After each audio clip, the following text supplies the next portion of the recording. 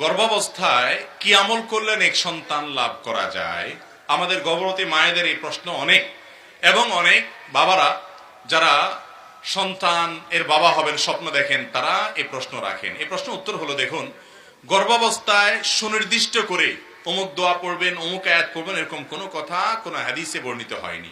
তবে গর্ভবতী মা তিনি গর্ভাবস্থায় সাধারণত তাকওয়া অনুযায়ী হারাম থেকে বেঁচে থাকার চেষ্টা করবেন এবং তাকওয়া অবলম্বন করে চলার চেষ্টা করবেন। কোরআন তেলাওয়াত, আল্লাহর দিকে রোনাজারি, দোয়া দরুদ, বিশেষ করে সূরা ফুরকানের ৭৪ নম্বর আয়াত, রব্বানা হাব লানা মিন আজওয়াজিনা ওয়া যুররিয়াতিনা কুররাতা আয়ুন ওয়াজআলনা লিল মুত্তাকিনা ইমামা।